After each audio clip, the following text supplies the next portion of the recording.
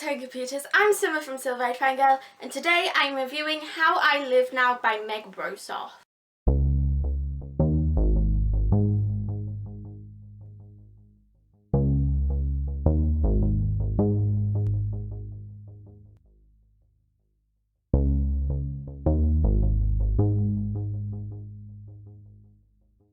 This book follows Elizabeth, who also prefers to be called Daisy for some reason, as she has to move from America to live with her cousins in England. Having to get used to living in a strange place, Daisy also learns that a war is beginning. To begin with, I felt very confused about what time era this was in. I don't know why. To begin with, I did feel like this was more of an actual, World War I era.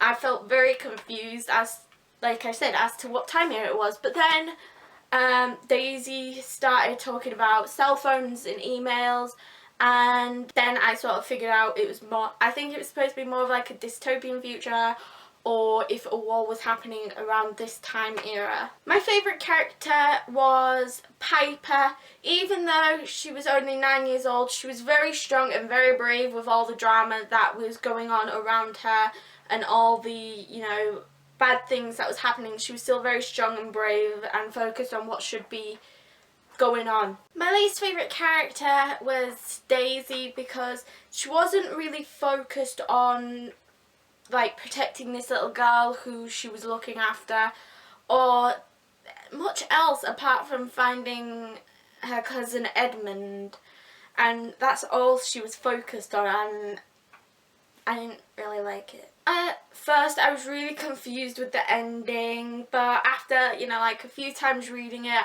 I think I did understand what happened in the end. This book felt like I was reading more like a teenage girl's diary instead of an actual book, and I didn't like how at random times Meg in her writing would use capital letters and probably being like a horrible grammar Nazi, but I didn't really like that. There was one thing in the book that I wasn't too comfortable with reading, and I think a lot of other people would not feel comfortable reading it. I'm not going to tell you what it is because that would spoil the book, but I do like that the book did not focus just on that. I do like how this book wasn't focused on a romance or something like that. It was focused on this war world, this world that was being controlled by a war that was going on, and these two girls trying to survive in this world. Meg's writing was different. It did definitely drag you into the story. I would like to read her other books. Maybe I just didn't like this one. I did like her writing though, and I would like to read her other books if I can. The characters did feel real at certain points. You was actually at certain points rooting for them to, get to what they was trying to do. I finished this book mainly in one sitting, but I was sort of speed reading. But if you're a fast reader and you're looking for a very quick book, this is a good book for you. I can't really compare this to any other book because this is sort of a very unique story that I haven't really heard anywhere else. I recommend this book to maybe teens who are 16 plus, because one, obviously there is war, there's goreness in there, very detailed sort of actions going on there, but there is also a very certain thing in the book that I feel like not many younger readers would understand, and some readers may feel uncomfortable reading it. I give this book a 5 out of 10 mind blowns.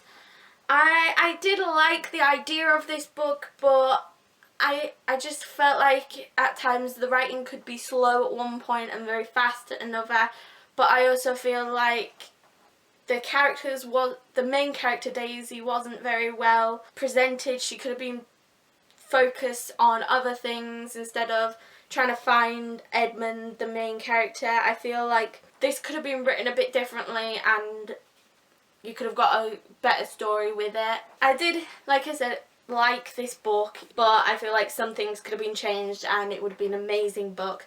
This book is originally £7.99, and personally for the story I didn't think that price was very decent. I think it would have been better at maybe £5.99, maybe lower. Like I said, I feel like there are points in this book that it could have been written better. It is a good story, but it does have its bad points. So that was my How I Live Now review. I hope you liked it. If you don't, I'm sorry, that is just my personal opinion. Thank you guys for watching. Please subscribe. Don't forget your local library and keep reading. Bye!